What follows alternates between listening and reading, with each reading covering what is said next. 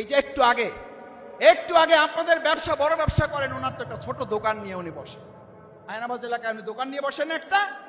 এই যে একটু আগে দেখা করে আসলাম, হ্যাঁ, গাড়িতে করে ব্যস্ত। সেই লোকটাকে বলেছে আপনি অমুক দল করেন, জামাত করেন, জামাত থেকে আমাদের দলে চলে আসে।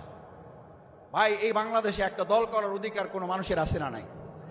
উনি তো একটা ছোট্ট ব্যবসা করে, ওনাকে বলা হয়েছে আপনার দোকান উড়াই দেওয়া হবে, আপনার দোকান কুড়াই দেওয়া হবে। এই কথা তো আওয়ামী ফ্যাসিস্টরা বলেছিল, তারা দেশ ত্যাগ করতে বাধ্য হয়েছে।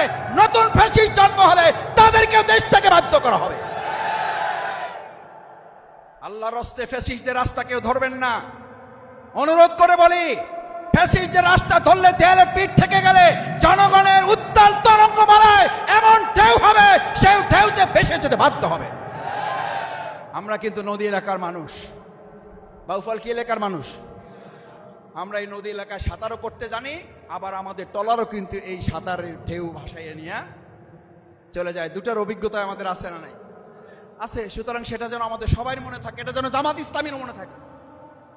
আমার কথায় কি অন্যভাবে নেই না, আমি বারবার বলি, এটা যেন জামাত ইসলামী নেতাদেরও মনে থাকে, এটা যেন শফিকুল ইসলাম মাসুদেরও মনে থাকে। শফিকুল ইসলাম মাসুদ যদি নতুন করে আবার বলে আমি চার বছর জেল খাটছি, আমি রিমান্ড খেটেছি, আমাকে নির্যাতন নিপীড়ন করা হয়েছে, আমার নামে 200 মামলা ছিল, আমাকে গুম করা হয়েছিল, সুতরাং এখন আমি যা খুশি তাই করতে পারবো, ঠিক আছে তো ইনশাল্লাহ? এখন এই শফিকুল ইসলাম মাসুদ মজলুম ছিল, এই শফিকুল ইসলাম মাসুদ যদি জালিম হয়ে যায়, এই জালিমের বিরুদ্ধে আপনারা রুখে দাঁড়াবেন না? তাহলে আপনি কাকে ছাড় দিবেন? তাহলে আমরা নতুন পরিস্থিতি নিয়ে আসলাম কেন? তাহলে বাউফল আমাদের 7টার সন্তান শহীদ হলো কেন?